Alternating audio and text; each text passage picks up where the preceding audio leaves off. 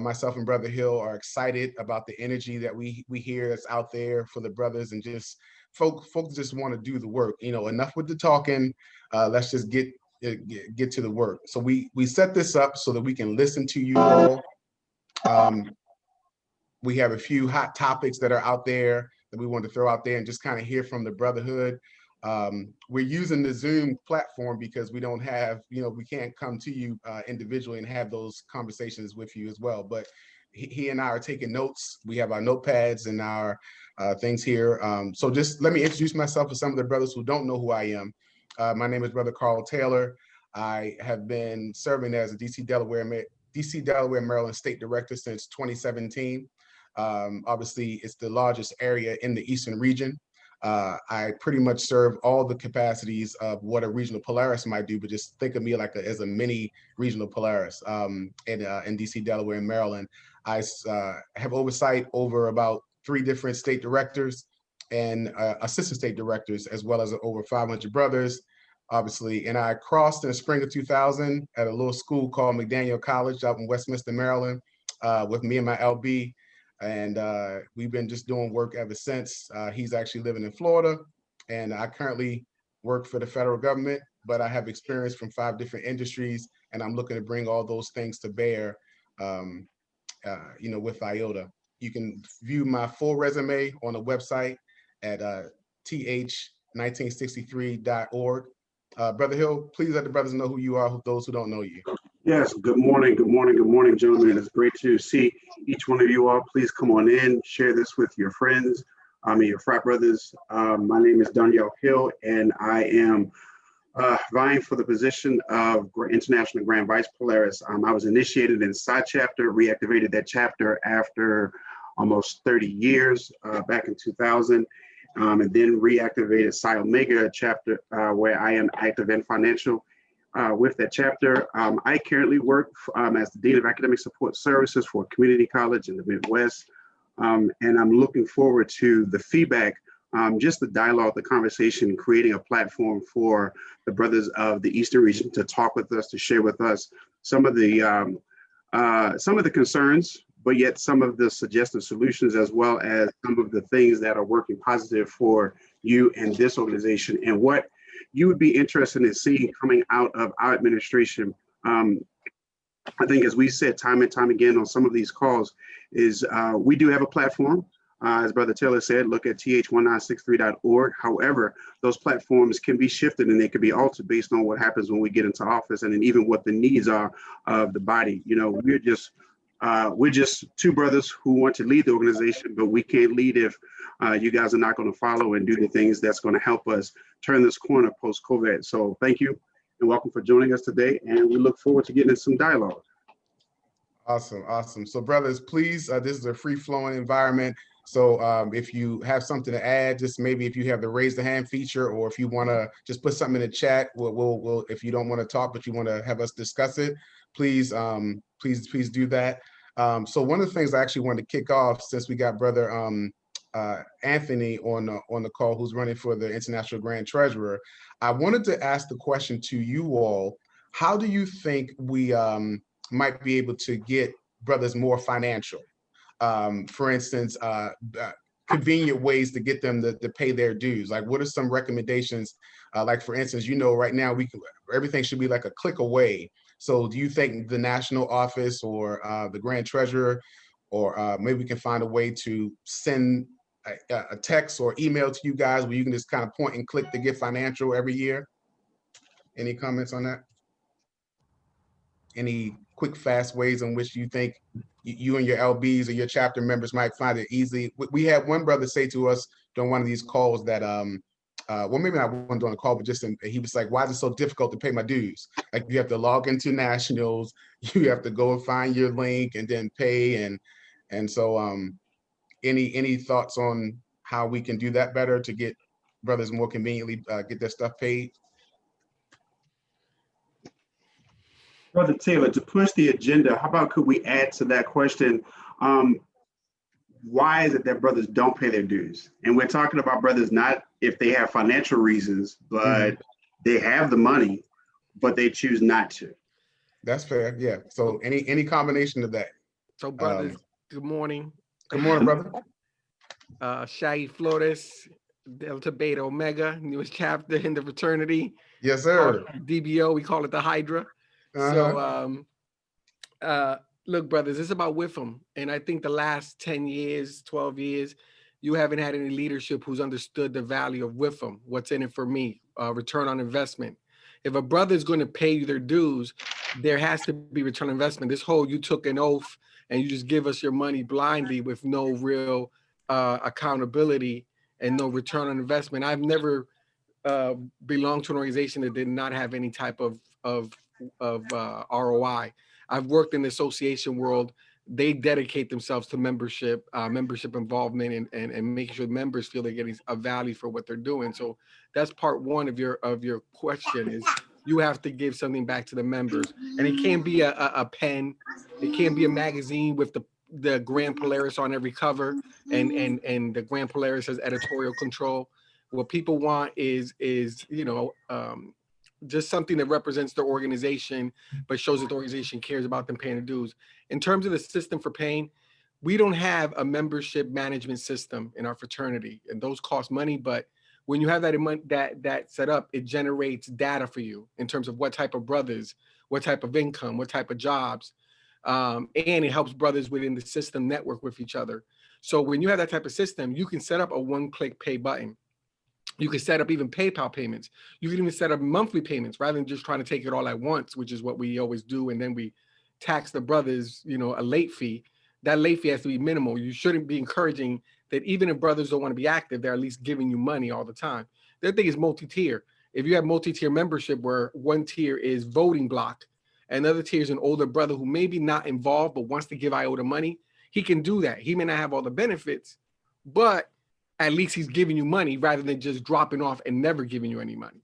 This is part of that life conversation we had too a couple weeks ago, brothers. So I think those are some of the ways you can make it better, but you have to address the elephant in the room. With right now, there is no value for brothers paying their dues. I mean, even the voting system's skewed. I mean, it should be you pay your dues and you're allowed to vote, not this chapter delegate stuff. It's one man, one vote. We've been doing it successfully in Masonry for hundreds of years with no problem. So, brother, if you could pick a couple of items that you would like to see, let's say if you're a financial brother, what is like something nice you would like to see? Just a couple. Off the bat, you got to redo that whole website so that it's conducive to the fraternity, to other competitors. And I want to be clear about this. I'm not talking about MPHC. I don't even think the MPHCs are competitors. I look at what these white boys are doing and what multicultural Greeks are doing because they each bring a different perspective. We keep trying to be like the Joneses, and that's the issue. We're not the Joneses. We're Iota. The Joneses didn't want us for like 30 or 40 something years. So let's be real about this. So we need to think outside the box and learn from others. And I think having a website that represents my organization makes it easy for me to pay my dues. Having a membership database system, and then even a publication, an online digital publication that showcases Iota Life. So it's a virtual magazine, but it's independently editorially run. The National doesn't run it, meaning that they don't decide the content. You have an editor with a board of brothers, and then that basically helps promote what's happening in the fraternity. I shouldn't have to hear about a brother dying a week or two later. It should be instantaneously in that web. I get it faster through Facebook. So, and you reward those people if they're part of the magazine by basically they don't pay to go clave because they're covering the event. They don't pay for regionals because they're covering the event. So it should be a status that those brothers are given as part of the Centaur Life, magazine. I mean, these are easy things you could do, brother. I think they don't cost, aside from the membership database system, that's what's going to cost you money. And redoing that website and hiring a professional to do it, that will cost you money, but you'll get that money back because people will feel excited. You have to create the illusion that the fraternity's doing these big things. Because right now we're not. We're kind of just doing whatever the MPHC says and what their initiatives are and what one brother may come up with. But as a group, as a collective, I think brothers want inspiration. That's the biggest thing. The biggest thing I can leave you. We're not inspired. We don't have inspiration. Brothers were sold a dream called Iota Phi Theta that our founders created. And I think somewhere along the line, we forgot to sell the dream, to create more dreams, where we can go. And if you dream enough and you work towards it, you'll be surprised at things you can accomplish, as our chapter here in Charles County is an example of that. Absolutely. Please, brothers, and he made some good points. Anybody want to add? Yeah, Brother Jordan here, Delta Beta Omega as well. I think one of the things that have been missing when you talk about finances has been true transparency. You know, during the Carl Price administration, you know, there were a lot of assessments that got, you know, pushed out, assessments that were supposed to take care of headquarters, you know, and whether that was maintenance of headquarters or whether that was burning the mortgage. You know, a great deal of monies during that administration and extra assessments was poured into the organization. And when that organization transitioned and we got the Rob Clark administration that came on board, while those assessments died off, you know, we never had that independent audit. We never got a true chance to see, you know, where the money is going. And for any member who's paying into something, you know, while you may not necessarily understand the true, you know, financial transparency, so to speak, right? You want some form of transparency. I don't think we've really had that. We've kicked the can down the road when we talk about this independent audit. I think recently, within the last couple of years, maybe under Dre's administration, I think an internal independent audit was done. But again, you know, nothing really came out from that. We don't know what the findings were, if there were any. And when we were talking about an independent audit prior to, if that was done, it was always, we can't afford to do it, we can't afford to do it, we can't afford to do it. You know, again, so I think, you know, when you have members that are paying into something, they want that transparency. Even if it's ugly, even if the bathwater is ugly, you know what I'm saying? At least we know, okay, well, this is what happened, this is where the money is going, this is how the money is being spent. And, you know, if it needs to be readdressed through a new administration or whatever, then so be it. But we've had, you know, poor transparency when it comes to the finances. So, Brother Jordan, I'm glad that you said that. I'm going to ask if Brother Harden would jump in. I have a hard question for you, Brother Harden. So, because Brother Taylor and I, we both have heard the word transparency in finances for quite some time over the last couple of years. And so, if you became the grand treasurer, of course, you'd be working with our administration. Can you tell me, to ease the mind of the brothers even here, what does transparency look like that you could do to be able to help the brothers see, okay, here's what the muddy water looks like, or here's what the great water look like. Now that we've done that, will you pay your dues? What would that look like? What would be so easy, or what's so difficult about sharing that? Oh, well, I would say good morning, brothers. You know, I got to tread light now. My chairman of the Budget and Finance Committee is on, our past Grand Polaris, Rondo James. So, you know, he going to critique me or gavel me down at our next meeting. Well, but actually, brother, but before you go, I need to give a shout out to brother, former IGP, because he may not know this, but his name is on my certificate when I crossed back in spring 2000. So, so go ahead, brother. I'm sorry. See, I knew he was famous when the first time I met him. Good morning, brothers. Good morning. Good morning, brother. Glad you can make it. Oh yes, but I guess the first thing is there are some systems that are being looked at right now. For brothers that don't know, I am the co-chair of the Budget and Finance Committee. So we've been edging away and dicing away at this issue for the past 7 months now. First thing, there is a system that the fraternity is looking at. I don't know if it's been passed or not, but it's called Member Planet. That will give us the systematic advantage to do you know, receipts for brothers, the talks about a payment plan, things of that nature. I would say before we can even touch transparency, we have to talk about the trust, right?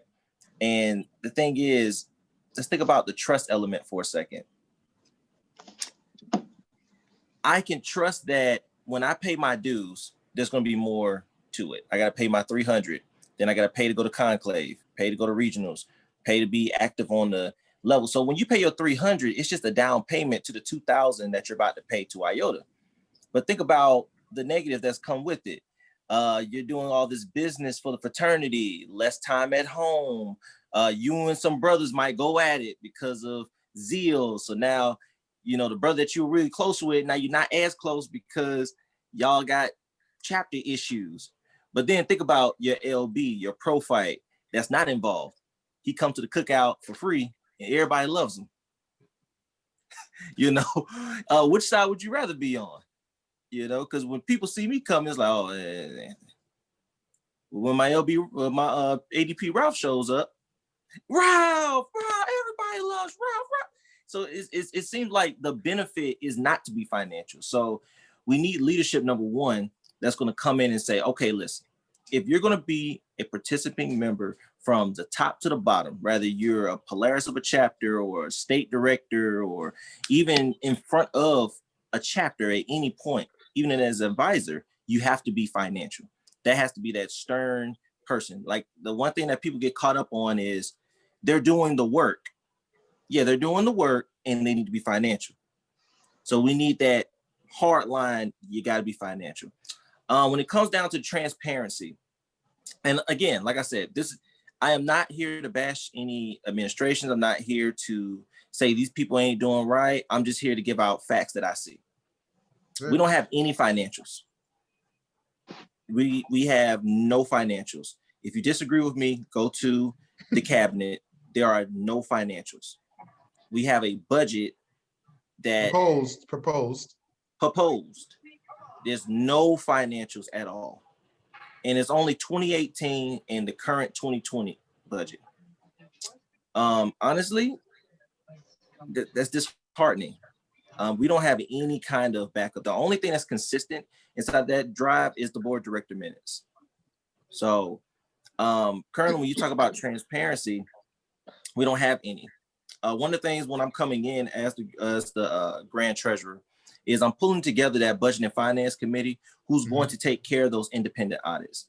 My suggestion is going to be 4 years, but I'm pretty sure my chairman, he'll definitely want to go as far back as he can. But the budget and finance committee is going to be responsible for the independent audits, creating the internal control policies for the fraternity. Eastern region already has some great control policies that we must have to adapt throughout the entire fraternity. As I start working with the regional treasurers, we're going to be focusing on how do we not end up where we were before. So that would be my answer to that. And hopefully that'll help ease some brothers' tension. But of course, before I can do that, I need a Grand Polaris and International Grand Vice that's actually going to support the things that have to be done. Yeah. Could I follow up on that since we're talking about finance and as Brother Harden has said, we are both on the strategic planning for finance and transparency. We're finding it difficult for chapters to even be transparent. You know, we have sent out a letter asking for information about their finances. And, you know, we're getting a lot of pushback on just basic information, because what we're finding is that, you know, each chapter, each region is pretty much doing what they think is best practices. Instead of all of us, you know, being a part of a good practice, which is, you know, seen by the fraternity. And, you know, for years, we have allowed our finances to be calculated by members who may not have finance background. Wow. Okay, so we are finding that with the finance that, you know, maybe our board, you know, they come with their expertise, but it may not be in finance. So we need a finance team, a finance director who has finance background as well as with that team, so that they can put a plan in place that would, you know, make the fraternity go forward. So I'm hoping that the next administration will look at the ideas that the strategic finance group has come up with, because we have been like Brother Harden said, we've been working on this for 7 months. And in the strategic plan, you will see some of those issues that relate to transparency. So I thank you. Yes, brothers, thank you so much. A lot of good information, and I hope you guys are feeling like the hope that's coming. Like for instance, for the strategic planning that's going to be eventually revealed to the brothers. Any new administration that comes in, whoever it is, it just makes sense for them to take what's from there and help to use it to enhance the platform or to enhance the fraternity. It just makes sense. And I was also going to add that what I think is important about what Brother Harden mentioned, also Brother James mentioned, is the fact that we have to remember that our regional treasurers should be working with the grand treasurer, right? That should be a monthly meeting at minimum, and then also be a part of like the financial committee, so that you have that buy-in and they can help train their chapters in their region on how to be successful. That's just common sense type stuff that we're talking about. So it just why we aren't doing it now, I can't tell you, but I just think it just makes sense. And for all the things that we want to see this fraternity grow and do, that's something that we can definitely commit to should we get the honor of serving. Brother Hill, did you have any more comments on the topic, or did you? No, sir. No. Okay. Brothers, you can jump in if you have any other comments about finances or what have you, but I definitely, I think we got some good feedback from the brothers. I also, so like I said, I mentioned earlier, we definitely want to hear from you brothers. If there's a topic that you have, please, jump in there and we'll address it. We have quite a few brothers on the call today, and we want to basically take from that, while we have them on the call. But I wanted to throw out there the topic of, let's say, branding or marketing. We know that comes up quite a bit, and we want to hear from the Eastern region.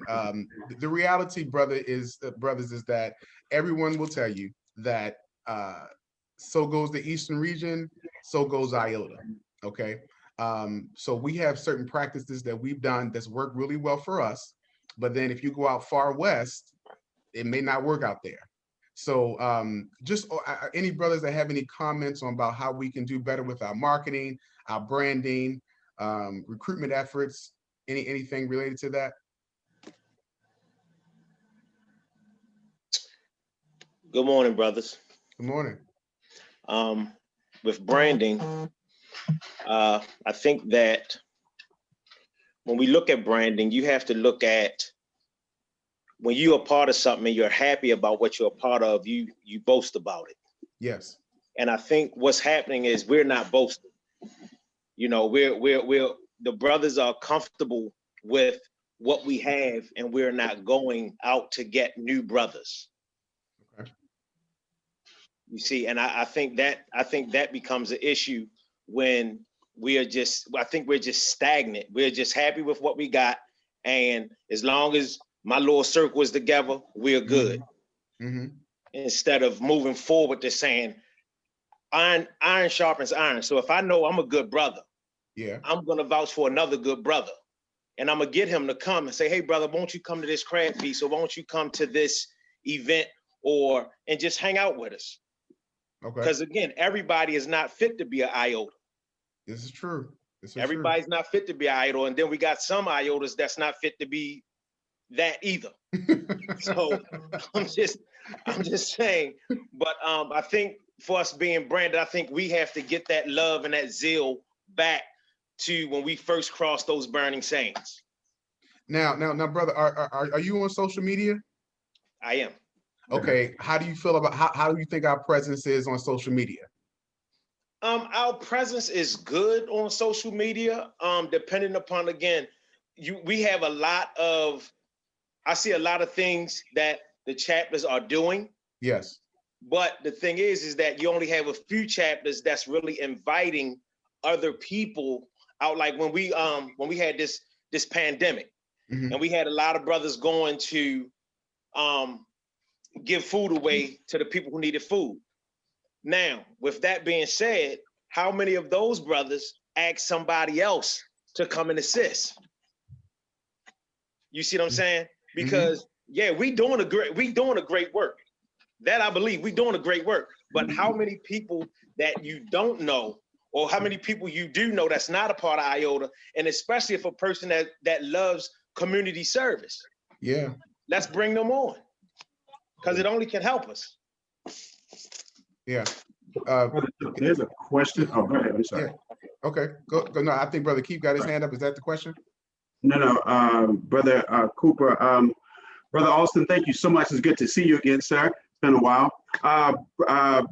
Dr. Cooper asked Brother Taylor, We got you, Keith. Oh, I'm sorry. No, go ahead, Hill. You go ahead. Well, how will we increase undergrad membership and re-engage the undergrads? Are you that specific question for our campaign? Yes, Brother Cooper asked that for you, Brother Taylor. Can you share on that? And could you repeat it one more time? Say it again. Could you repeat the question one more time? Okay. I'm sorry. How will you increase undergrad membership and re-engage the undergrads? Okay, so brothers, great question. We have a plan just to use, and I like to use the weaponized, forgive my military slang, but we have to use the gifts that we have in-house. Like for instance, we would, I'm not sure if we've gotten a sat down with those state directors and those chapter polari for the undergraduates, for instance, right? And we're going to find what works best for your campuses, for your individual area that you're in, because like I mentioned earlier, there's no cookie cutter scenario for what right looks like in all of Iota. You may be having, like the strategy we put in place for Far West is going to be different from what we use for all the HBCUs that may be in the Eastern region. So what we would do, what I can commit to you is that we would sit down with those state directors and those undergraduate universities and say, okay, this is what you have. This is how we can find ways in which we can support you and go from there, and then be able to track it and keep it accountable. And if we find that if month 3 or 4 is not working, we will reinvest in ensuring that you are successful. I think part of the thing is that the national office hasn't, to my knowledge, re-engaged with the undergrads. We have a national director of undergraduate affairs.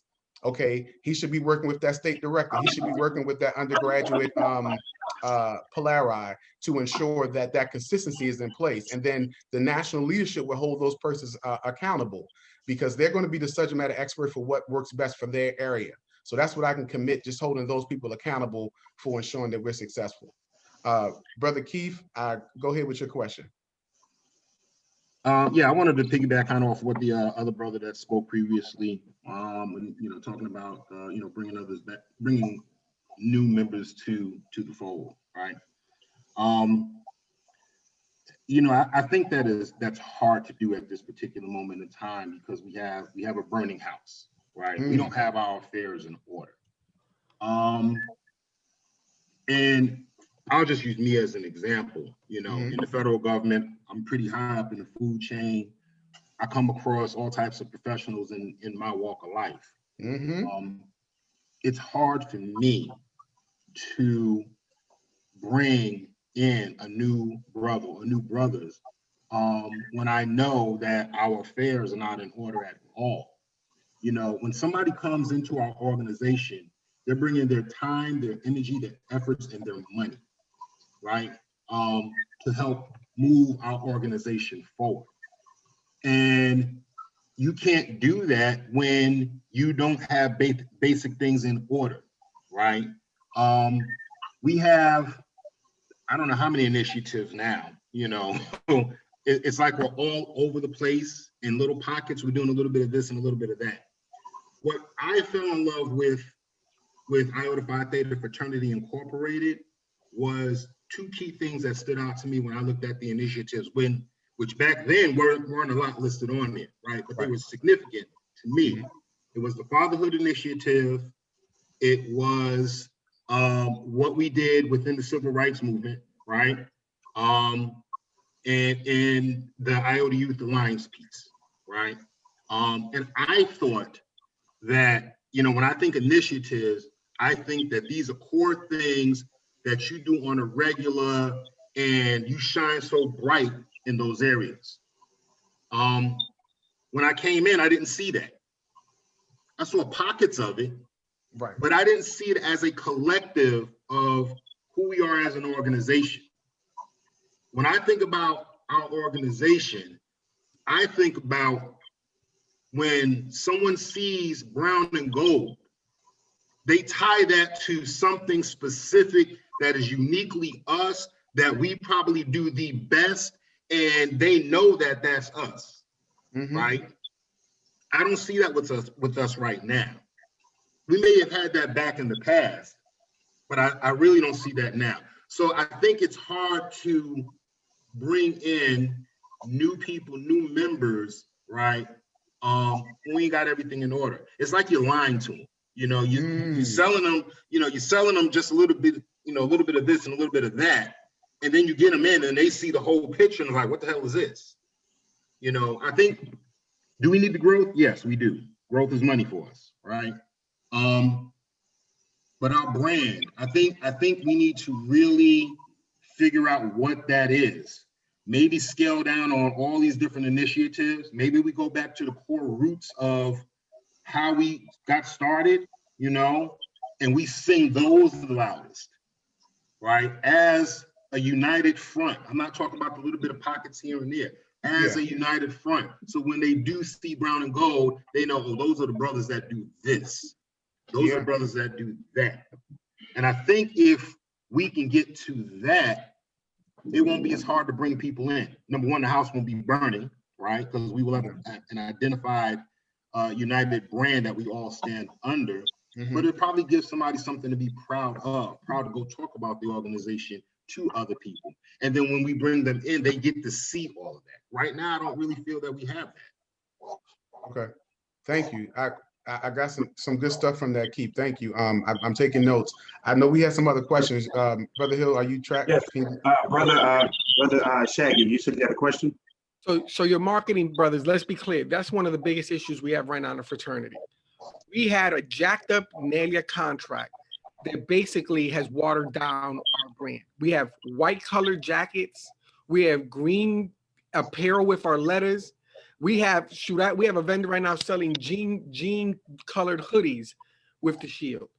And that is because we've allowed a vendor who does not understand a Black Greek letterization and market apparel, or who's replicating what has worked for others for ourselves. And we're doing it for pennies on the dollar.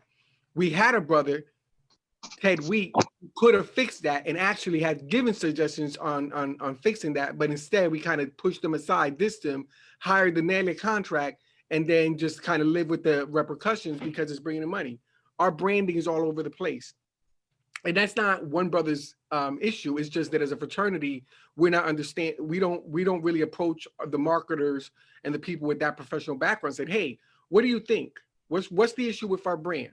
And they can give you a whole, brand platform, a real one, and it costs money, it's an investment, but they'll tell you honest, hey, this is what the issue is. So when we're talking about Iota, when you have somebody wearing a white jacket, right, looking like he's a member of LUL, Lambda Upsilon Lambda, not Iota, or that other organization that was founded by people who dropped Iota years ago in the 70s, it's a bad look, brothers. And as long as we're pushing away our best vendors, people like Ted, everybody in the frat knows he's the best vendor we've had. Whether he was a registered vendor or not, I don't even hear that. At the end of the day, he created the best gear. And we don't support our brothers. We send a brother who was working for the licensing company after him because we wanted to control his designs. We don't have enough vendors to get caught up in that, brothers. Let's be real about this. We're too small. We don't have enough Iota vendors, and I'm tired of going to these homecomings where all the other Greeks have their apparel, and I can't find out one thing Iota. And when I do, it's just a clone of what's existed before. So I say that we need to fix the licensing contract, fix our marketing. And here's the thing, if you fixed it, you could even give a license to the NIF and use and create a national clothing line when chapters cross over that would basically generate revenue, non-dues revenue for the NIF. But because we have this licensing bullshit going on, and we're not, people's egos and whatever issues they got going on, our brand is so, I mean, that's the number one issue that comes up all the time in forums. Oh, look at his brother wearing green. Oh, this brother got on, this pink. He's got this, right? And instead of people stopping and saying, okay, how do we fix this? It's like, well, it's a licensing contract, and it's got to go to the licensing company, and they got to approve it. Then it goes back to the executive director, and he has to approve it. Like, dude, we have you seen how many people we have financial? Have you seen how many people are actually buying this stuff? Like, are we really playing this game? So that's my advice to you on the marketing is you have to completely, and we also need rebrand. I mean, building a tradition, Wrestling Apollo worked, but now it's become building every new tradition that some new person comes into the frat and kind of pissing on the old ones. And brothers don't understand that building traditions means, yes, not being stagnant, but also doesn't mean like reinventing the whole fraternity, to match you wearing green. They said they just dispatched the crew. Okay, Brother Hill. Did you tell Yes. us? Brother Ryder, can you mute your microphone, please? Brother Rondell, I believe you had a question. Yes, on this, no, not a question, but just a comment on the branding. I will tell you that over the holiday, I was over some friends' house who have been lifetime friends of ours, and he's a Kaplan, his wife is a Delta. And we were looking at the program that was by BET, I think it was, and when they interviewed and all of the Divine Nine, and they, had a step teams from different organizations. And I was sitting there with them, and, we were enjoying each other's company, but we were also looking at the TV. And when Iota Phi Theta came up, and this brother had on a green t-shirt with Iota letters, and another brother had on a white, I think, t-shirt with gold letters, and one brother had on a gold shirt with brown letters from Morgan State. I will tell you, the first question I got was, who are these? Who are these brothers? And I sat there knowing in my heart that they were Iotas, but I didn't want to speak up, okay? Because I was highly embarrassed, because they knew, Kappas and Deltas know that our colors are brown and gold, okay? I had to excuse myself out the room. I immediately called Andre, okay? So branding is very important, and we are allowing, because when this conversation started, and you can tell in my voice right now that I am still upset. Yeah. That for years that we have been brown and gold, and we are moving now to green windbreakers with Iota letters on them. So branding is very important. And I will tell you, I have been on some websites, and Iota is being pushed, but women are being degraded with, the type of clothes that they have on. So we're being associated in some parts of the country as almost a porno site with Iota being included in it.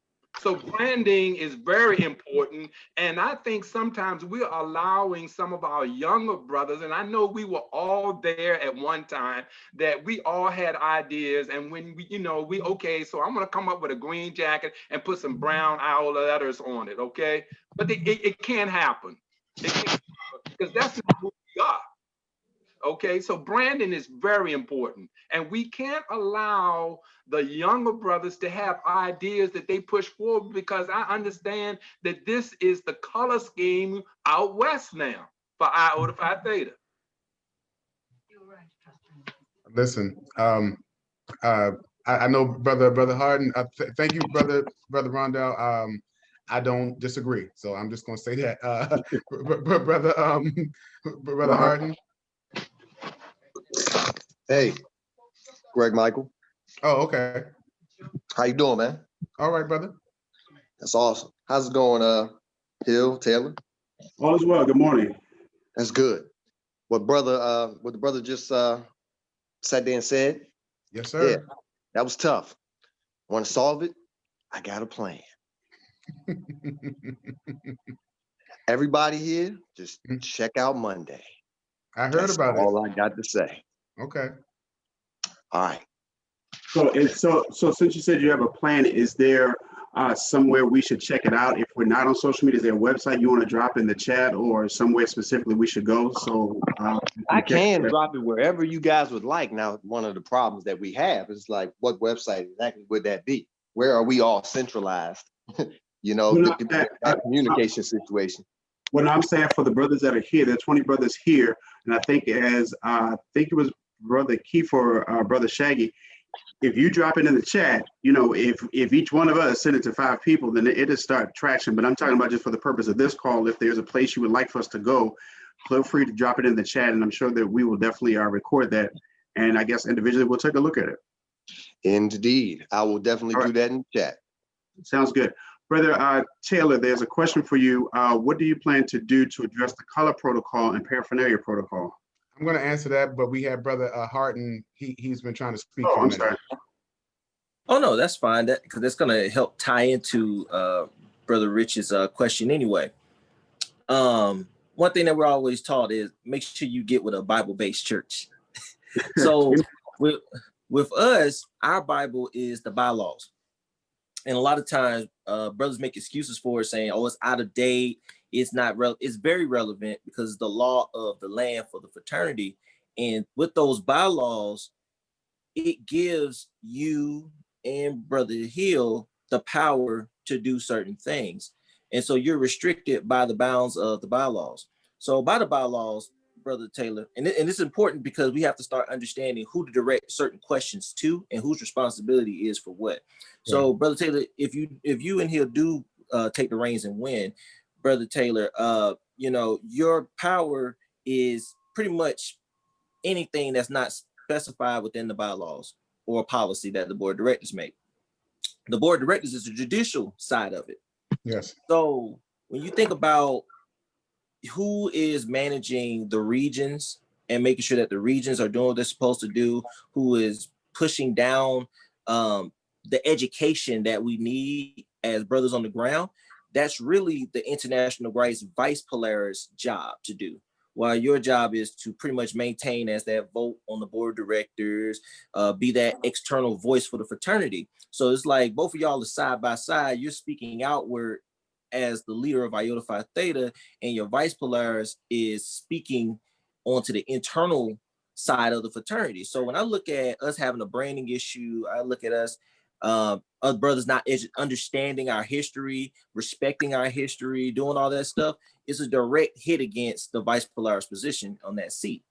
So my question is to you, Brother Hill, if you were to take that seat, what protocols do you have in place? We're just going to tie into Rich's question to address colors, protocol, pushing our fraternity in the right direction, education even. What is your call on that? So I definitely believe that brothers should be empowered. When you talk about education, empowered by what we currently have in place now. It's seemingly what we do have, we're not following. If I recall, we have trademarked certain colors. I think there are certain color numbers. That's not my wheelhouse, but from my understanding, that's what we've already done. And so if that's what we already have done, one, empowering our brothers, this is what our standard is. If there's a need, if there's an absolute need that we need to rework that, then there are a group of people that I would contend that we need to put together that have that expertise.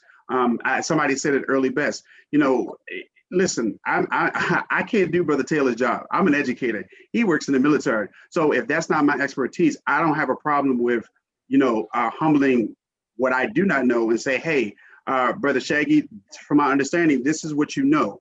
What is it that we need to do to empower that? And then once we have finally gotten that understanding, then hey, this is what we need to roll out. And then we need to start, I won't say sanctioning per se on the first half, because you know we only got 4 years. It's going to take 4 years before any of this can get done. But even if I jump in the seat after this 4 years, or Brother Taylor runs again, it needs to be a standard policy across the board. You know, I see sometimes where we're broken, Brother Harden, and we're broken because we don't follow what we say we're going to do. You know, one of the things is that our bylaws, if anybody has ever really taken time to really read our bylaws, they are still so ambiguous. They still kind of lockjaw us. Like right now, technically, if we were to talk about it, anything that we're doing that is different from the bylaws, from a conclave to meetings, we shouldn't be doing. You want to know why? Because it has not been fixed. Let me say it again. It has not been fixed for us to be able to address post-COVID because we're locked into, you know, this, how it's actually written. So that's kind of on the front end. That's what I would do. But of course, you know, Brother Harden, although that would be in my wheelhouse, that's something that Brother Taylor and I, we both will come together and say, hey, this is where we need to put some of our attention to. This is some of the things that we need to address to ensure that we're going to cater to the needs of the brothers holistically. While we can't solve every problem and have every answer for every person, I think if we can get that done with a collective effort of brothers coming together and saying, this is what we can do, I believe that we can at least get that underway. So I totally agree. And here's something else I want to add. So brothers, please let everybody know, because some people think I'm an active duty military person. I am not. I play Army once a month and maybe a couple weeks out the year. Some people are thinking, well, what's going to happen if he went and he get deployed? They're not calling me. I'm just trying to tell you, I'm not going to be called, just like I wasn't called to go to DC when they had the uprising. So just keep this spell that I actually work for the federal government like Brother Keith does. And so I feel him when he was talking about that, those senior executive officers that you may not even feel comfortable bringing to, recruiting them. But guess what I also do while I'm there? I do what we call soft recruitment. So when they come to my cube or they come to my desk, they like, what's Iota or what's that? And that gives me an opportunity to talk about the greatest frat in the land. So that's kind of how I operate in those environments. But to your point, I'm sorry. No, go ahead. And to your point, just about the branding piece and the colors, brothers, that is a hot button topic across all the brothers. So you got these young brothers. They're like, man, why can't I wear my Centaur green and this, that, and the third, and it look hot. Okay, listen, just like when we bring these brothers in, they don't know nothing. They only know what we tell them, right? So what we need to do is a better job of at the national level, in my opinion, is holding these chapters, these state directors, these regional polaris, these alumni polari, or these undergraduate polari accountable and say, listen, this is the standard. This is what you will do. And if you do not do it, these are the consequences for it. At some point, brothers, we have to hold the line.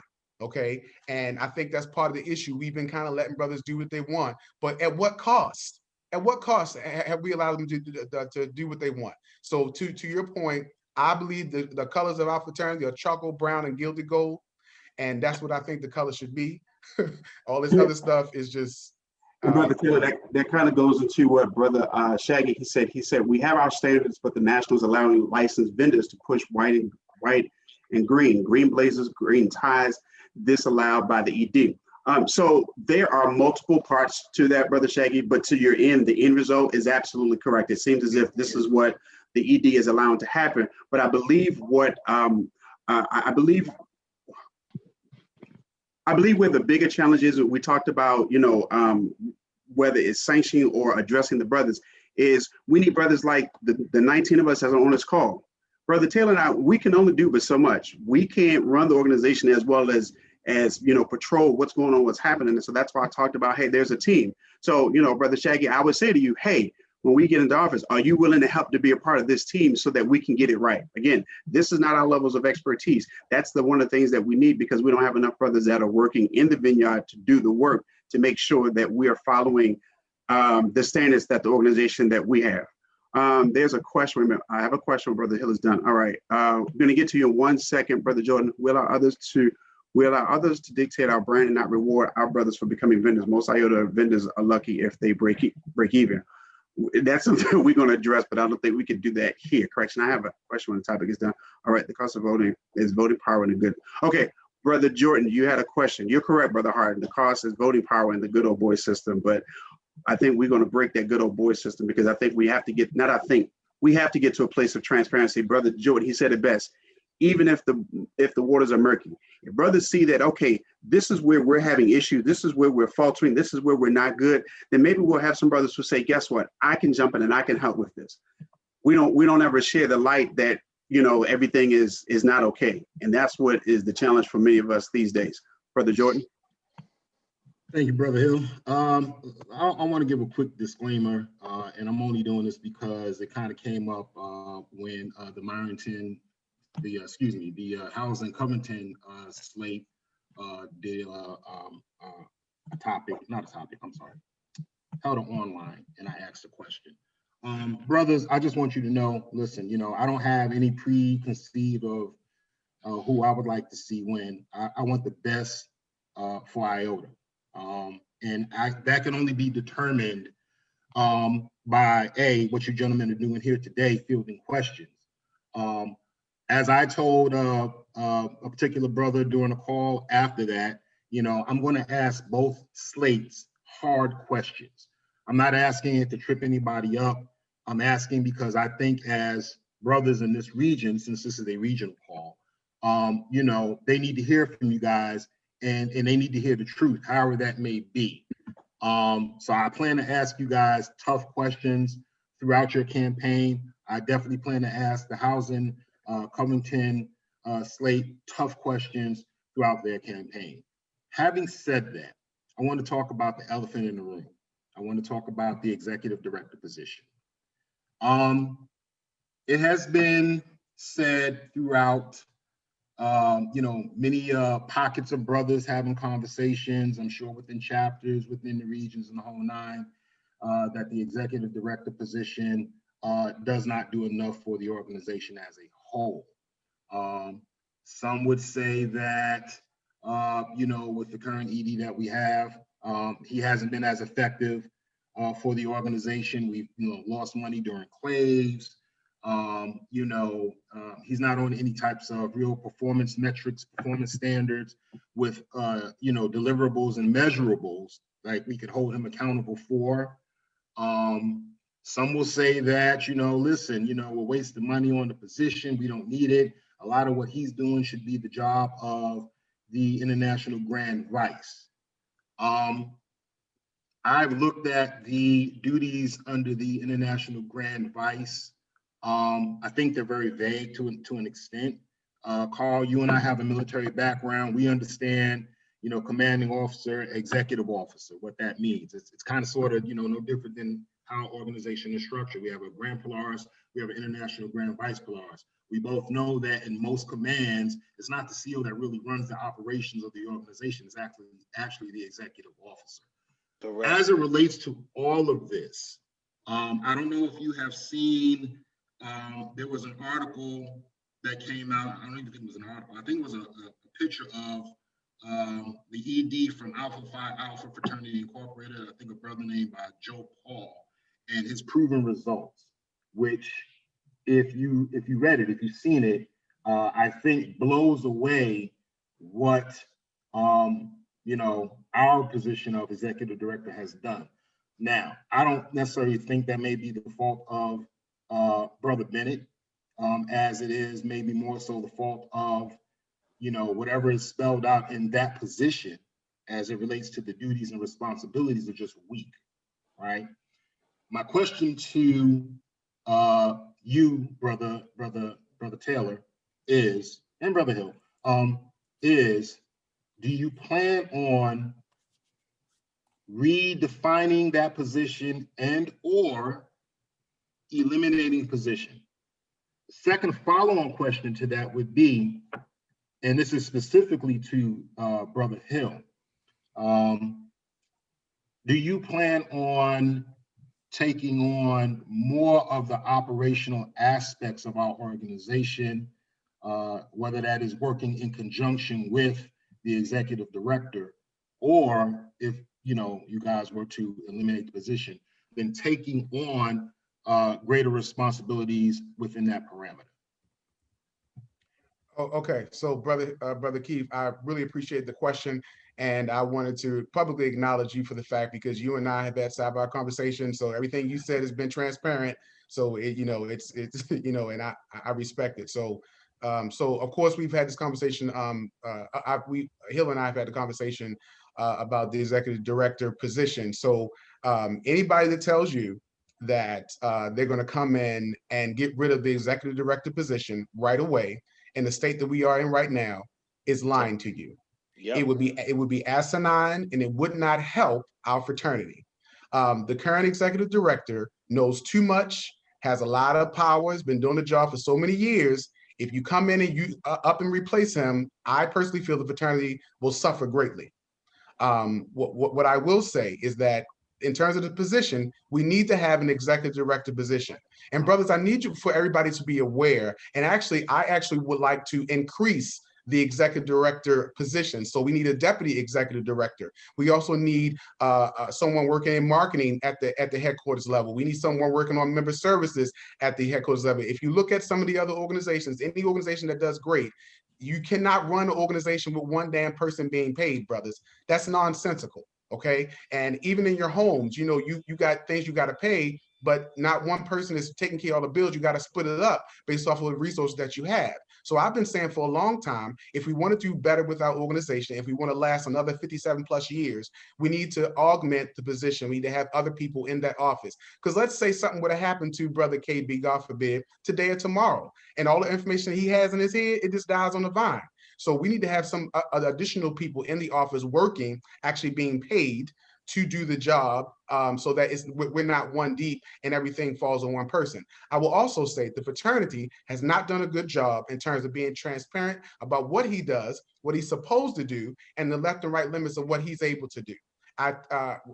We should spell out what the duties are so you guys can see all the stuff that he does and the stuff you do not see that he does. That needs to be communicated to the brothers. To your point, Brother Keith, that you said the Alpha, they laid out all the things that the brother has done.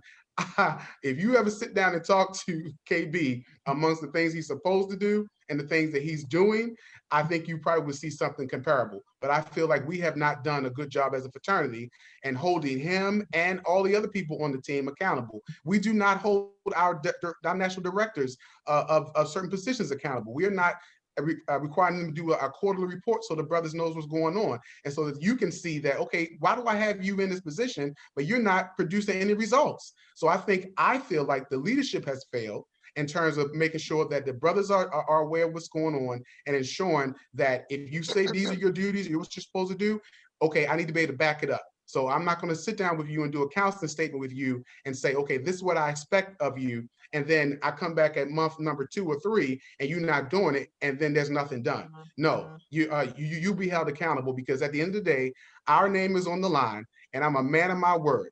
My father raised me that your word is your bond. And if you cannot put out here what you're supposed to do and then back it up with some results, then there's a problem. So I know Brother Hill had a piece of that. So I would echo partly of what Brother Taylor said. I think brothers across the country don't realize the impact that an executive director actually has on the organization. We're not the organization that we were 57 years ago. There is somebody that needs to be in that office to get rid of the position and or the person would be a detriment to our administration, because then that means that Brother Taylor and I, we would have to be top heavy in everything. And, Brother Taylor and I, we both have careers. But to answer directly to your question, Brother Jordan, no, we would not get rid of them. You are correct. When I took a look at the actual duties of the International Grand Vice Polaris, again, there we have done ourselves a disservice. I am fully aware that my position is top heavy in the sense of trying to help with all the moving parts. To Kevin's credit, he does have a lot on his plate. You want to know why? Because nobody else is doing it. We have brothers, they'll talk a good talk, but I've sat in that position when Kevin wasn't there for a moment, living in Baltimore. The things that Brother Price had me to do, it's cumbersome, for just one person. And so, there may be some things that he may not get to, or there may be some things that may take a little longer. So my goal would be to be able to kind of underwrite some of the things that he is doing that makes things top heavy, so that there's a mainstream of what he is responsible for doing. And then the things that Brother Taylor and I, that we will take on to ensure that we're moving the organization forward. The buck does not begin and end with Brother Bennett, but he definitely plays a very vital part in what actually happens as it relates to the process. I can't speak about the current Grand Vice Polaris and what he has or what he has not done, but clearly there needs to be someone that's in that position that's going to help move us forward. And looking at what Kevin actually does, and then the job that I'm supposed to be, we have to find a balance. And so I'm willing to make that that adjustment, although it does not say it in the responsibilities, which that's something that we do need to change so that we're very clear about the responsibilities of the International Grand Vice Polaris. So I hope that that answers your question. And if you allow me, thank you, brother. I got one more thing I wanted to say.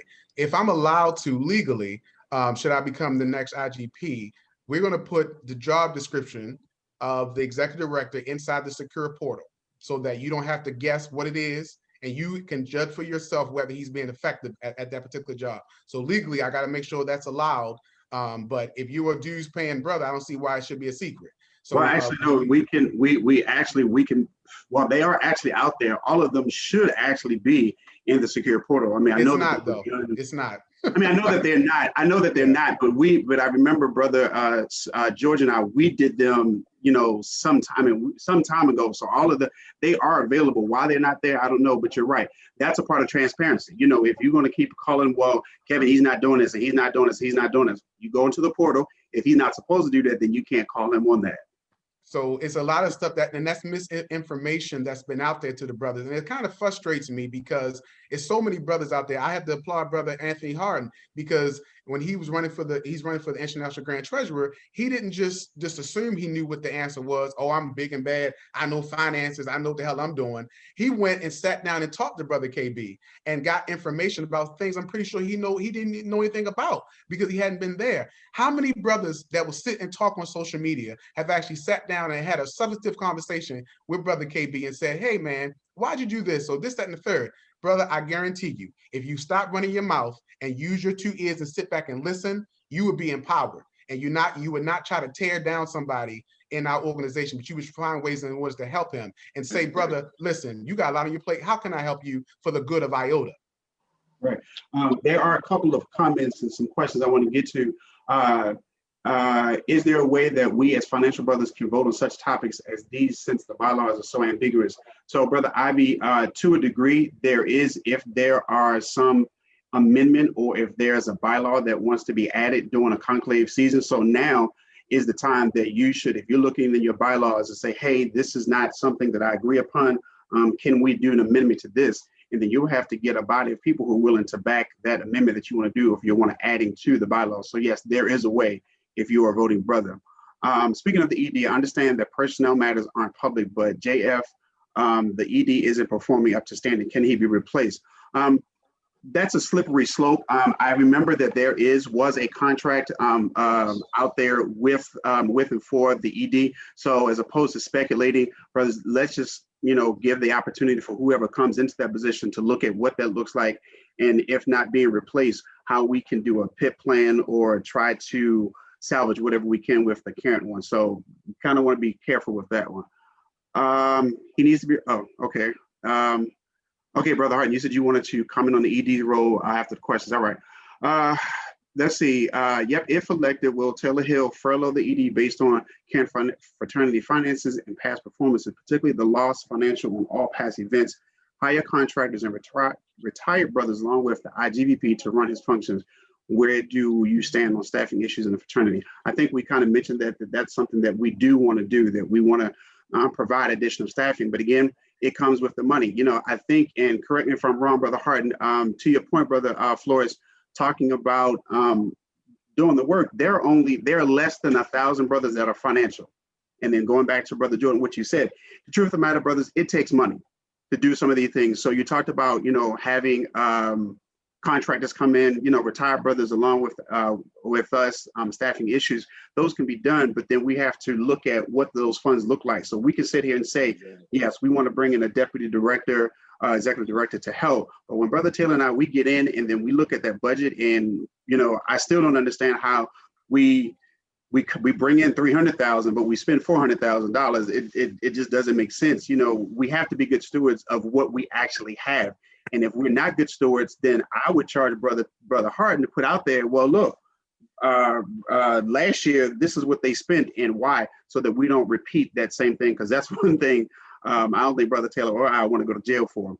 And then also, just real quick, Brother Hill, I wanted to say to the brothers, it would be imprudent of us to sit on this call and make you guys promises, right? We have not seen that contract. There are legal things, ramifications we have to look at. And only thing we can promise to you is that we will hold said persons accountable. And when there's a contract drawn up, it will be visible to the brothers. As of right now, there may be some contractual things that may be in place that will not allow us just to come right in and get rid of somebody or something like that. Or, like I said, there's some things that maybe, you're going even aware of that he's supposed to do and that he's doing, and it's a whole bunch of mitigating circumstances. So let's keep that in mind, and also understand that we all don't know all the facts on the ground as to what's going on. So allow us, but what we can say is that should we get the opportunity of being the next administration, we will provide the brothers with that clear guidance and information so that everybody will be on the same page. Okay, agree. We need to staff who function to generate revenue, but have to have the dollars to do so. Don't necessarily agree that all at this time that you need an ED, but you do need to have head in that direction. Okay, what are your plans? Okay, well, this is going to another direction. So, Brother Harden, you had a statement, and then Brother Malloy, we'll get into your question about the NIF.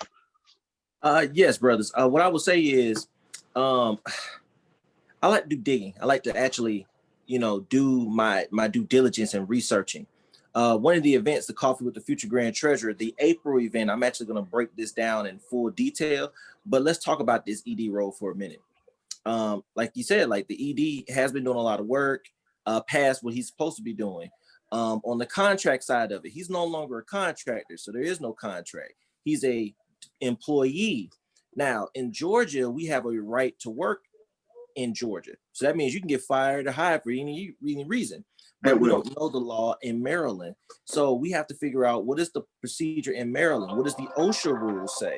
Like, what can we do legally to remove him if that is the case? Because in some states, you have to have him written up 3 times. Problem is, written up to who in Iota?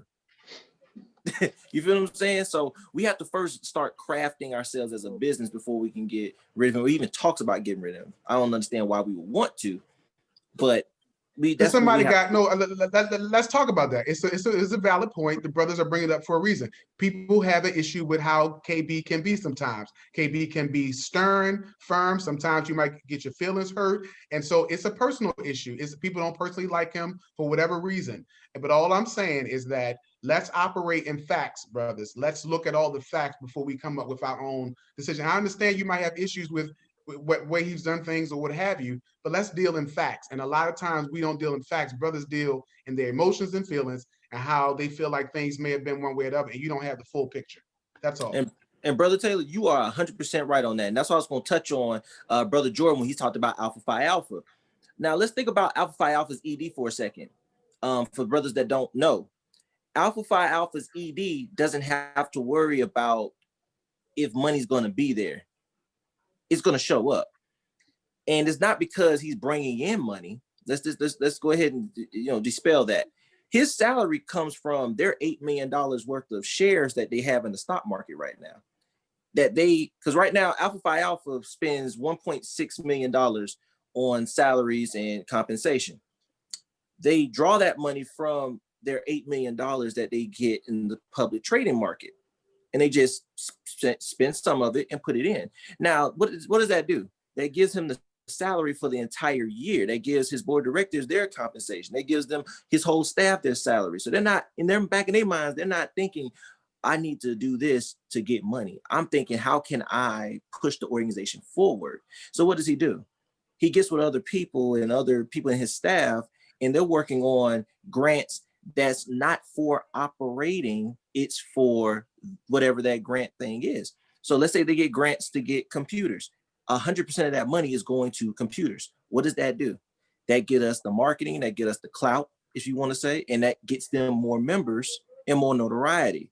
So when you have an ED that doesn't have to worry about the budget supplying his money, then the budget can 100% go to the initiative to push Iota forward. But when Iota, his money is directly attached to our dues, directly. It's the main source. So in Mac, in your mind, I'm just saying, for me, I wouldn't be the nicest person in the world either if my livelihood depended on brothers liking me when I have a hard job to do. But then you compare me to Alpha Phi Alpha, who literally you can't even speak to the ED. You know, so we have to start dealing with facts. And that's one of the things that, you know, I'm definitely going to be pushing for, is putting out facts to the brotherhood. And hopefully this administration, if elected, will support it. Thank you, Brother Harden. So the question, Brother Taylor, from Brother Malloy is, what are your plans to work with the NIF? I'll let you. Yeah, excuse me, sorry, brothers. Great question. Brothers, that's a no-brainer for me. We need to find a way, or we will find a way to allow for NIF to kind of come out of the darkness. A lot of times we don't know how the structure works in NIF. We don't know, for instance, how brothers are supposed to be a part of them, how we support them. And so that will go out the window. For instance, you're going to see a targeted communication or a public communication where if I'm the next IGP and the whoever is the NIF chairman will have, if no less, monthly or quarterly meetings, and those will be published to the brotherhood in terms of making sure that we're working together because it just makes sense. And ideally, I would like to have, or make a proposal to have, someone from the regional team also be a part of the NIF, so that you get buy-in for initiatives and programs and so forth and so on. So I think they definitely should work together. I think for the better of Iota. And everything that we're, myself and Brother Hill, are trying to do, brothers, is for the betterment of our organization. This is we do not get paid any extra money for this role. We just want to do the work. We were sitting around sick and tired of waiting for brothers to be the change that we wanted to see. So when you say these common sense things that the fraternity should work directly with NIF, that's common sense. Why are we doing a better job of it? I can't speak to that. I've tried to be a part of the movement for change. And I said, well, okay, listen, since it's not happening, we got to do something about it. So we're putting our hand to the plow to make sure it gets done. So sorry for the long response, but the quick answer is that, yes, we're going to do that. And it's going to be held accountable for all the brothers to see. There's a question by Dr. Cooper. How can we improve our community partnerships with non-Greek organizations? Brother Cooper, that's a great question, in that we need to kind of have ourselves kind of in the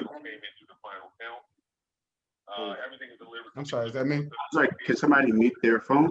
I'm not sure who that is. Brother Cooper, we need to get brothers who actually want to work in the vineyard. While we can set up, and I think as opposed to, because I know we have some great programs as it relates to the national level, but in the trenches, in the respective regions, there needs to be a community partnership that's going on there, because things work differently in each region. But we need brothers who do the work. You know, again, you know, Brother Taylor and I, we can put the whole plan together. But, you know, if we want to improve our community partnerships, you know, we need somebody who's going to do the work. You know, if you look at our community impact group now, you know, I can't really necessarily say, you know, quantifiably, you know, other than the 4 national ones we have, what are some other partnerships they have or working on? You know, I tried to get some data, you know, to kind of speak to that, but we haven't unfortunately been able to receive that. But if we had to, we would have to first, one, you know, galvanize people who are interested in this work. You know, I think somebody said it earlier, you know, you can't do any work that you don't have a passion for. Trying to look at, you know, sponsors, partnerships that can help us to do what we need to do. But of course, we need to be able to say, okay, this is what we do. This is what we're able to provide for you. So quick example, my eyeglasses right now, I got them from Warby Parker. I was on a call with them one day, and the gentleman, we were talking about the glasses, and I was asking about, you know, how you guys particularly do things. And I told him I was a part of Iota and I was running for office. And then we began to have this conversation about how we could partner with Warby Parker, just using them as an example. They are non-Greek, but if they were able to use a demographic as African-American men from a Greek-led organization to promote their glasses, they could possibly get more African-Americans to purchase them. But that's just with a phone call. That's with somebody who's dedicated or committed to doing that. But we need to actually have people who are willing to kind of work in that space to be able to do those things. Brother Taylor, do you want to add to that, or was that sufficient?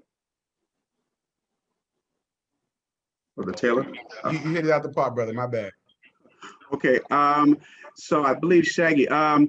Yes, Shaggy, you said, is Taylor Hill opposed to a sign and drive period to bring in more money and members to the fraternity? So before we answer that, Shaggy, can you quantify what you mean by opposed to a sign and drive period.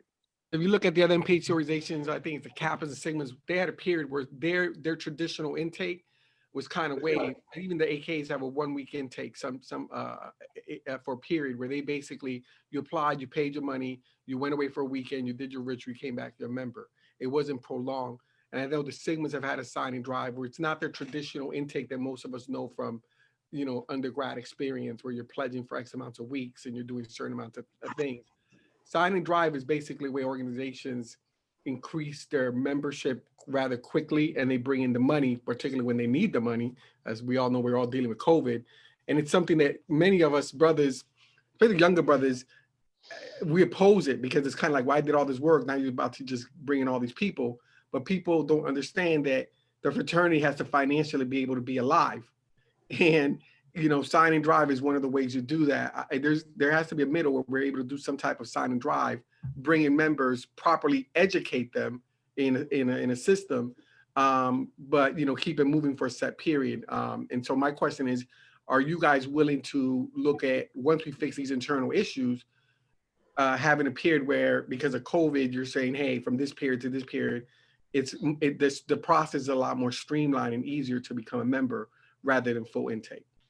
So if I could jump on that first. So Shaggy, now that you've explained that, I won't say that we're definitely not opposed to it. I think what cautions me when you talk about that, I'm reminded when I first came into the organization, and for those who've been around for a while, if you all remember, we were doing some quick wins to try to pay the mortgage or even pay the mortgage off. And if you look 20 years later, look at where we are now. And then some of the promises, I remember a time that if a brother paid his dues for 3 years up front, or he paid his dues up front, then he would be financial for the next couple of years. Not necessarily the intake part, but I'm not sure if that's the most advantageous way to generate revenue. It's a quick win, but what does the long-term result look like? We've had a lot of brothers, and I'm sure that everybody on this call could probably think of the brothers that we've brought in and haven't done anything. And when I say haven't done anything, I'm talking about they didn't even graduate.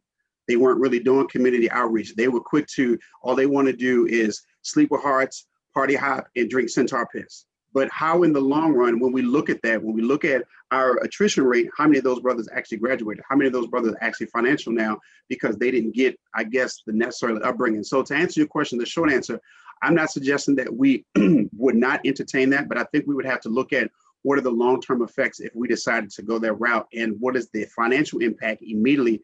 Would it be feasible for us to do that, to come from up under this financial strain that we have, or do we put together another plan, as some of the plans that Brother Hart has talked about that I think could possibly work for us moving forward? So that's a yes or no. We'll see. We have to look at what that looks like. There's examples of this. So it's not like we're doing this blind. I mean, the White Greek's been doing this for years and it's worked when properly applied. So it's not like we're just willy-nilly inventing this. And even the Sigmas have had some type of, their intake has been, they grew substantially because of, it was them, the Kappas. So if you want to look at MPHC organizations, but look at other organizations that have done it, look, at the end of the day, you guys, if you're elected, you're going to need money. I mean, the frat needs money, even some of the ideas you're talking about here. And so you're going to have to bring in more members. And I think brothers are so caught up in the traditional system that they're not realizing, what, to your point, if our traditional system was working, why are there only 1,000 people financial?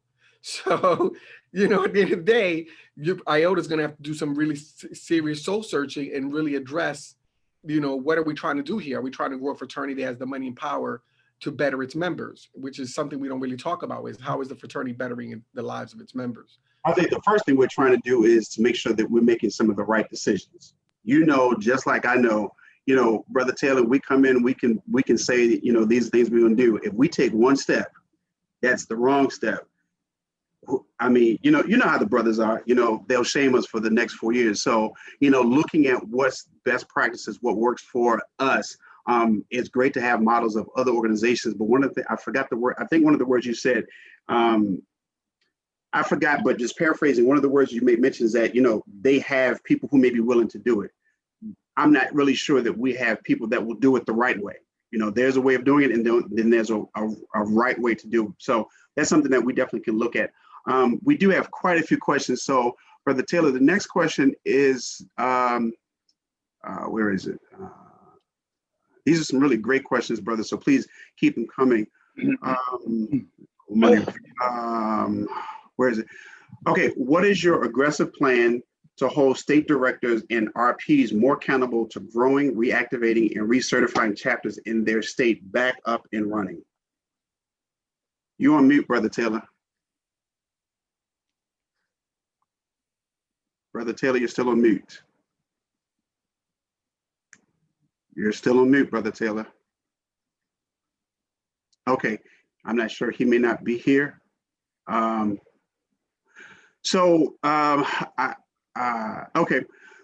One of the, well, I won't say for the brother who asked that question, I will not necessarily say an aggressive plan, but one of the things that we have talked about that we are going to do is levels of more accountability, a matrix of assessment. I did find out that there's no assessment about what the regional polarities are doing or what the state directors are doing currently from our current IGVP. I can't speak to why is or is not, but what we plan to do is, one, begin to have more conversations with what's happening on the grounds, and that would come under my auspice because the RPs will report to me, the state directors will report to the RPs, just to find out what's happening.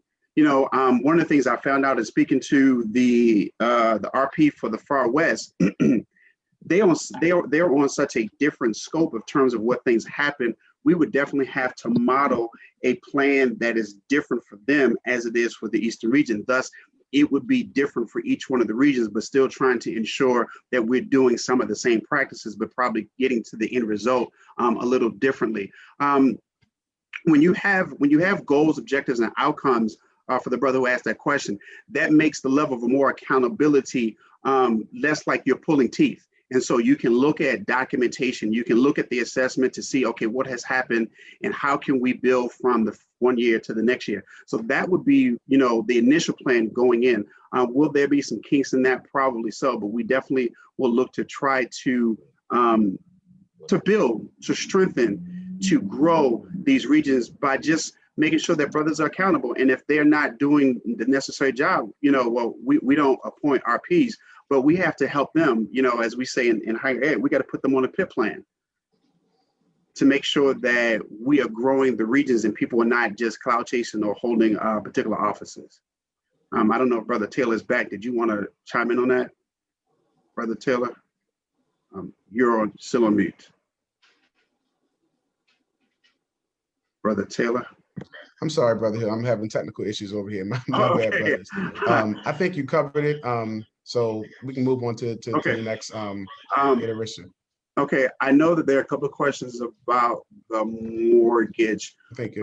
So there was a question about the mortgage. I would tell you, Brother Jordan, we don't really know much about what's happening with the mortgage. So as opposed to making assumptions or, you know, trying to suggest what we will and we won't do, I think the best thing that we could probably say at this juncture is allow us to get into office first. Let's see where we are, because I've heard there are multiple different stories about what's happening with the mortgage, so that we could probably come to a definitive answer about what we possibly could do or what that looks like in paying the mortgage off. And I hope that helps. It kind of does. If you allow me, Brother Hill, just real quick, and yes. I'll try to keep my question as easy as possible. Ultimately, you know, once you guys get into office, you know, should you win, and you get to ascertain what's really going on with the mortgage. Would it be, you know, in your plan during your administration to get the mortgage burned so that we don't no longer have a mortgage? Oh, absolutely. Brother Taylor, when he first came to me with being his running mate, that was one of the first things that's on, you know, his list. And I definitely agree, because that would definitely help us to do some additional things. And so that would be the goal. I will say that will be the goal, to get the mortgage paid off, burn it, so that we can look and doing some other things. But, you know, when we get in there, when we look at our finances, you know, yeah, it's just the finances. If we could get, Brother Jordan, if you could help us to get more brothers to be financial, and they want to know, well, what I get for it, we get to pay our mortgage off, then maybe that will help us, you know, start paying lump sums or paying double, or, you know, whatever it may take to be able to underwrite this particular project. Brother Taylor, you want to chime in? Yes, sir. So, Brother Keith, that has been like, it just makes no sense why we haven't paid that damn building off. It's just asinine to me. And so instead of sitting around and waiting around, I've already started to work with Brother JM to find ways that we can fundraise. Now we were able to pay off the museum. Now we're going to use that as a launching pad to say, hey, brothers, we did it, we accomplished that. Now what we want to do is we want to get you encouraged to pay off the mortgage. And let me tell you something. Back in the day, when I was like 10 years old, my uncle was the pastor of the church. We did a burn. We had a church in the middle of the block. We did a burn the mortgage campaign within the church, and those black folk came together in that small community and burned the mortgage. So you trying to tell me those 50 black people back in the daggone 1990s was able to do that? And you can't tell me we can't pay off this $200,000 mortgage. And I'll also tell you, the fact of the matter, if we can come up with $100,000 to get to that damn museum, we can damn sure come up with the rest of the money to pay off this mortgage. I just think that we have not done a good job as a fraternity, in terms of making sure that we have a plan in place, getting them brothers encouraged to do it. We got brothers that would give to that, man. They would give to it. We just haven't asked them. I will say this on this call. You guys know I gave $15,000 to bring Sabrina Fulton to our conclave out of my own pocket. Brothers were like, why he didn't get that to Iota? Iota never asked me for the damn money. That's why they didn't get it. They bring Sabrina Fulton was something I came up with to try to help bring presence or a certain level of, level. She's a Delta, that's like Delta having that relationship with Iota. It was a win-win. She's a current civil rights activist. Our founders were civil rights, started the fraternity doing civil rights. It just made fucking sense. Pardon my French, but this basic common sense stuff like that should be done, and we should not be playing around wondering how long it's going to take. Let's just do it. Let's put the standard out there, say, brother, this is a requirement. Let's meet it, and let's get down the road. That's all I got. Could I comment on that? Yes, go ahead, Brother Rondo. Because I inherited that building during my administration, okay? And I so much agree with, paying the mortgage off. But it needs to be a program where we are also renovating the building as we pay the mortgage off. There's no need to pay the mortgage off and then be held with a shell that needs another $100,000 to bring it up to standard. So I'm just saying to your administration, please think about paying the mortgage off, but at the same time, including how we renovate the building so that we have a headquarters that we can truly be proud of, that the mortgage is paid off, and we can go in and, we can see things that have been changed. So, just think about that to the administration. Thank you. Anybody add anything to that? I want to get into some more of these questions. I'm going to be scrolling up, so it may not be a certain order, brothers, but just kind of bear with us. I think we did talk about, well, Shaggy, you're right. I don't know if the NIF owned the building, and it's a shame because, being a financial active life member, the fact that I don't know that they own it suggests that, there's a breakdown there. As it talks about purchasing building that actually generates revenue, our brother Taylor and I, we have talked about that. There's some things that we are working on. However, we're not ready to release, what the desire is, but that's something that will be forthcoming. Brother Hill, do you feel like during your prospective administration that your job is to only assist Brother Taylor in the perspective that it's his ship, not your ship mentality? We will see you being a present on the screen, IGVP. We need to see and hear you. To answer your question, Brother Taylor and I, we come as a package deal. And if anybody understands, how leadership works, Brother Jordan, he said it best. Yes, Brother Taylor, he is the figurehead, and, there's a lot of work that I do on the backdrop. However, we make decisions together. This is not his show, and I'm just kind of along for the ride. I have an opinion. I'm very vocal about my opinion. I believe that there's certain things that should happen certain ways. Brother Taylor, and we don't have a lack of ideas. Sometimes there are some things that he thinks works, and there's sometimes some things that I think work, but this is a collective effort. If this ship, sets sail in the right direction, that's because of the both of us. If this ship sinks, that's because of the both of us. So brothers, be very clear that the job of the International Grand Vice Polaris is not just to sit back and watch the Polaris to do whatever, he decides to do. This is a collective effort where, I follow the lead of the Grand Polaris, but, our leadership style is say, hey, Well, what do you think? What do I think? You know, him and I, we have a weekly call every Sunday. You know, we get together just to talk about, hey, well, what does the next week look like? What does, you know, this look like? Or some things that have come up that brothers have talked about us. And so you will definitely see, just as much as you see him, you'll see me working. This is not about clout. This is not about being on the front cover of anything or, you know, everybody seeing us. No, it's about the work that we do behind the scenes. And so we will play a collectively active part in this administration to ensure that the brothers get what they need. And then I also piggyback and say that number one, what we're going to do is our duties per the damn bylaws. Okay, you know, that's number one. And then we'll have additional things that we'll do to help move the fraternity forward. But you're going to be able to see that at bare minimum, we're going to do what the bylaws say we're supposed to do. That's all I got.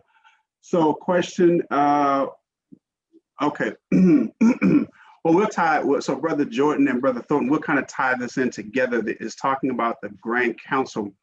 What matrix will you use to choose and select your Grand Council and Executive Cabinet and hold them accountable?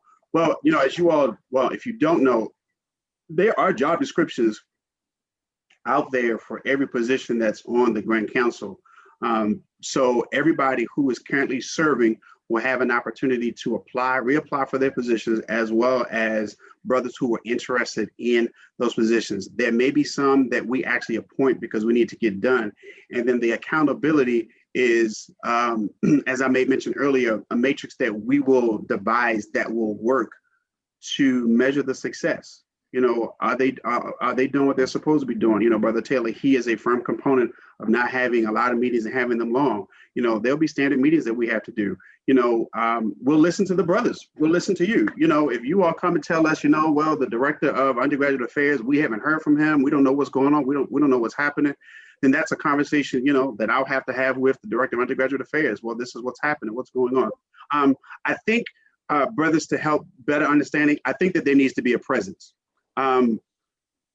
Based on what I have seen, this is not what other brothers have said. Based on what I have seen, there has not been a full presence from the current administration.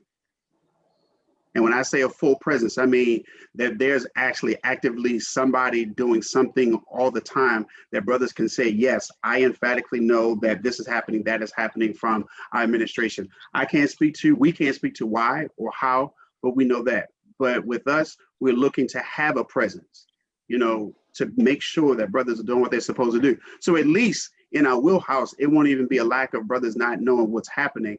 If anything, you know, our number one issue would probably be the finance piece, you know, maybe not having enough money or maybe having too much money, you know, one day, but definitely making sure that we're in the vineyards with the brothers who are serving on these particular positions. And a caveat on that, brothers. So I don't believe in having somebody do a job and you haven't explained to them what your expectations are. So any person that's coming to the team, hey, brother, these are your expectations per the bylaws first, and these are some other things that we need you to also take care of. Can you do this? All right, okay, yes, you can do it. All right, so then we're going to do a monthly check-in with you to see, and when you have that check-in, we want results. Okay, you call how many people, you did this amount of this. That's what we owe the brothers. The fact of the matter is, the work that you guys want to see done, it's already written somewhere, right? This is that people aren't doing it. So what we're saying is that, hey, brother, if you're having a challenge, you can't do that. Okay, we're gonna find somebody else that can. No hard feelings, we appreciate it, but we need to move Iota forward. We are done playing around and giving you a position just so you can have a title. Okay, we need to do some work. To add to that, one of the things that we said, Brother Jordan, I'll get to you because you had said you have a question about the prospective council. One of the things that Brother Taylor and I did say was that, you know, one man can't lead a whole ship by himself. You know, it's a lot of work as a volunteer to underwrite what Iota's doing. And so what the desire is to try to put, you know, teams together, you know, to be able to help. So if you are the director of alumni affairs, you know, it shouldn't be a one-man show. You know, if you need to get a secretary and an admin or a second in command, you know, that can help you to, you know, to underwrite being the director of alumni affairs, that's what, you know, we're welcoming you to do. Brother Jordan, you said you have a question regarding your prospective Grand Council. Yeah, you answered a lot of what I was going to ask when you answered Brother Harden's question, but you said something earlier about PIPs. And I don't know if anybody is familiar with what a PIP is, but that's a performance improvement plan. Okay. So as it relates to PIPs, right, would your plan be to come up with, in a sense, performance standards / performance metrics that you could put in place for those key positions on your grand council, in addition to, and I don't know, because I kind of said it earlier, I don't know if the ED is on a performance plan, but even to include that for that position where you can then measure whether or not that particular person is doing what they need to be doing. And if not, then you put them on a PIP, and if not, you get rid of them. So, I mean, yeah. well, absolutely. I mean, you know, so working in education, I have a staff of 57 to 60 people. I can't micromanage them just by having a conversation with them. Each one of them are responsible for weekly reports that they have to submit to me. I've had several of them that are on PIP plans. So, in my thinking, as we're talking about it here and now, not saying it would be the end all be all, I can take some of those things and convert those into what we're doing at Iota, because it's not hard. It's not rocket science. You know, you just kind of change the words to ensure that we're getting the results that we want. Look, brothers, Brother Taylor and I, we know what we want. What we want is we want to see a better Iota for the brothers, so that our children's children can say, okay, I'm a member of the Brown and Gold family because my father, my uncle, you know, made sure that this boat stayed afloat. You know, that conversation about us dying out and not being around, that's because there's no plan. You know, anybody who says that, they don't see where it has to happen from the grassroots. That's the stuff that Brother Taylor and I, we talk about. We're doing the stuff behind the scenes. You know, we've been attacked about, you know, your experience. Well, look at the conversations that we have outside of being in the limelight. You know, look at the hours that we put in the work that we do in our regions, in our states, even in our respective chapters. We're both still active in our chapters, but it comes about putting a plan together, and you work in the plan to get the results that you want. So if we say that we want lemonade out of these lemons, Brother Taylor and I are going to put a plan together. This is what we need you to do in order for us to get the lemonade. And I also will say that I think if a brother is volunteering, the fraternity owes it to him to say these are the expectations for him to be able to meet and exceed them. How can we expect him to do the job we haven't given him the tools to be successful? And then also resource him. Okay, we have a lot of positions that we say we want you to do this X, Y, and Z, and we haven't resourced you. I know y'all brothers, some of these brothers on this call, you've taken trips on your own dime. You've helped the brothers stay in your hotel room on your own dime. You've helped, you know, pay this and pay that to try to make sure they was at nationals or regional event because you got the love for this great organization. So we need to make sure that we support you as well. If you're putting time and effort into something, it's too easy for us to show so back into you. People resource what they love. And I love Iota, so this makes sense for us to put resources into not just having you have the position, but we also need to resource you so you can be successful. So there's another question. You speak of bylaws. What actions or remedy steps will your administration take to educate, enforce, and apply the bylaws properly with brothers in their chapters, roles, duties? Same with finances. Wait a minute, so it's a two-part. Same with the finances on a local, state, regional level in terms of making sure there isn't any funny business with money. Well, the last part, that's an easy fix. You know, Brother Harden, we're going to let him do that. You know, I think we talked about, you know, having a connection between state finances, regional finances, and national finances. And so I believe that he's very versed in mainstreaming that. And so if you take a look at his, I think his was named on in February, he'll share that. Brother Taylor, you want to address the first part? So I'll just say training and development, brothers. It's in the house, man. It's in the house. We have it. I actually put together. I serve as the current regional director of training and development for the Eastern Region. I put together a state director certification program that's currently under Iota University, and so we have packages similar to that for each level of leadership in Iota, where what I would like to have, I'm not sure if you guys can see this, but what this is like a tiered approach. It's hard for you guys to see it. I'm sorry.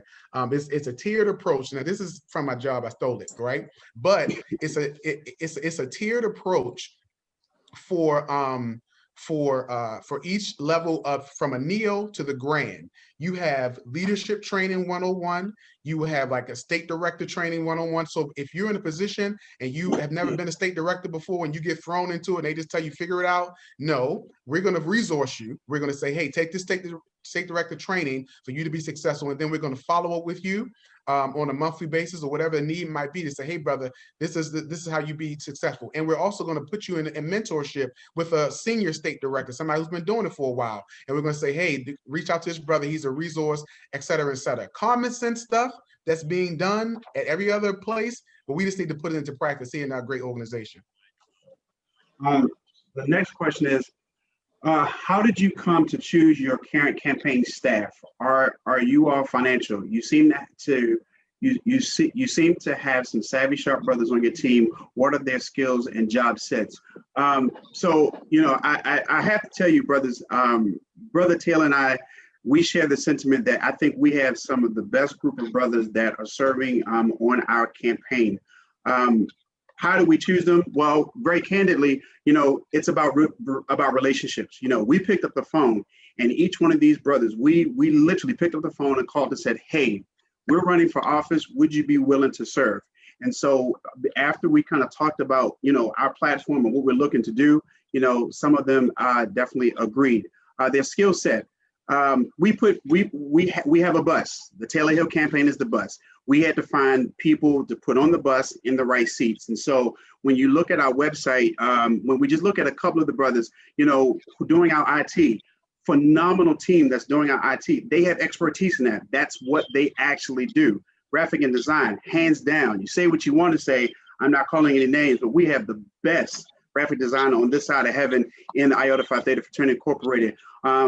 Our logistics. So we have two gentlemen that do exceptional with our logistics. Our chief of staff. I had the opportunity of meeting our chief of staff at one of our regional meetings.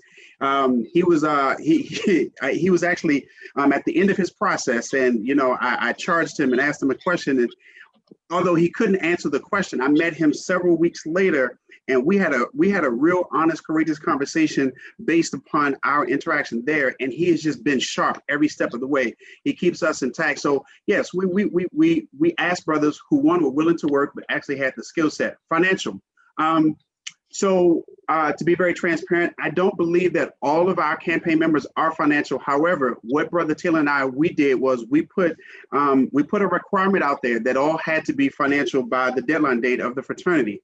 And because we want to put our mouth where our actions is, but for any of the brothers on our team who are having financial hardships, we're helping them to underwrite to get their dues paid.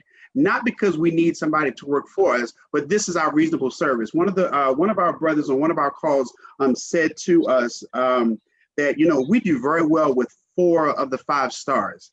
And the 1 star that we kind of sweep under the rug is called brotherhood.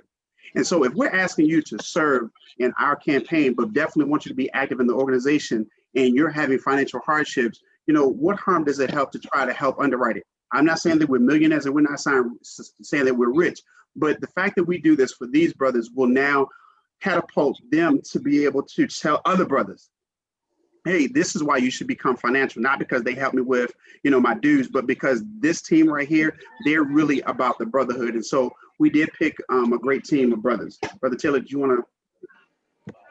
You got it. Okay. All right. Questions. Okay. Thank you very much. I just found out that our campaign, and so you can share this with anybody, our campaign is 85% financial. Let's see. Okay, Brother Taylor, it was asked, can someone borrow that training for the GCR that you mentioned about? Well, you're talking about the state director training? Yes, you were talking about that. Yeah, Please. It should be on the okay, well, it should be on the portal, but I'll send it, I guess. Okay. So just for point of clarity or information, that the fraternity, so that the building was paid off. However, Iota co-signed on the mortgage loan. So again, those are some moving parts that we do not really have all the answers to, but definitely that's something that we want to look into. So I don't know, Brother Taylor, it is well past the time. I don't know if you want to share. So here's what we're going to do, brothers. Thank you so much. Thank you so much for sharing with us on today.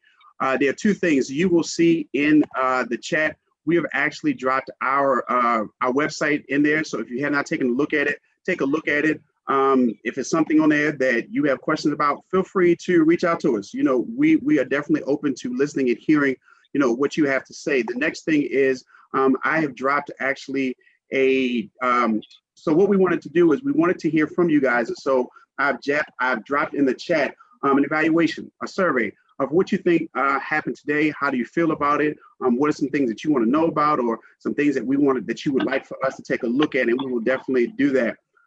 Thank you so much for sharing with us. We're going to share our closing thoughts at this time. And then there are other dates of activities. We have a 5-star series that is coming up, and it's on our website. And we actually have other town hall meetings. So if you fall in any of those categories, please feel free to share with us in that. For me, in closing, brothers, I just want to say thank you for at least coming on, entertaining us, listening to what we had to say based on what you're actually asking us. These platforms are really just what we initially called a listening tour, just for us to kind of listen and hear the heartbeat of what's happening in the organization. Our goal is to bring the love back, to bring the brotherhood back to the organization, but it's going to take work. And Brother Taylor and I, we have committed and agreed for the next 4 years to roll our sleeves up and do the work. But do know we can't do this by ourselves. We need each and every one of you all to be able to help us with this heavy lift in getting Iota around the corner to post-COVID, because we believe that, you know, this year, you know, COVID is going to eventually be a thing of the past. And so what do you want Iota Phi Theta to look like post-COVID? And so we thank you for listening to us, and, you know, we hope, you know, to get your vote. Yeah, brothers. Thanks to piggyback what Brother Hill is saying. The slogan for our campaign is now is the time, re-engaging the stars.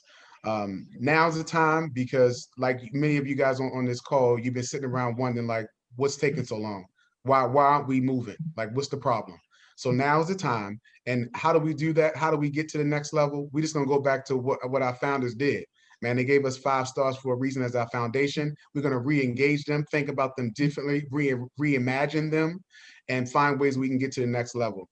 Brothers, we've definitely done a lot of talking, but I don't want to talk anymore. I want us to do the work. Like stuff we've been talking about, you guys get common sense stuff that you know just makes sense, and you wonder why we're not doing it. Now's the time. Stop talking about it. Be the change that you want to see. And like Brother Hill said, we need your help. Put everybody's hand to the plow, and we're gonna get this done. Not tomorrow, but now. I know that's right. Thank you, Brother Taylor. So Brother Shaggy, if you're we're ending, so we're done. Brother Shaggy, if you're still on, the brother asked, do you have the information about the brother regarding the paraphernalia? Can you just drop that in the chat if you do?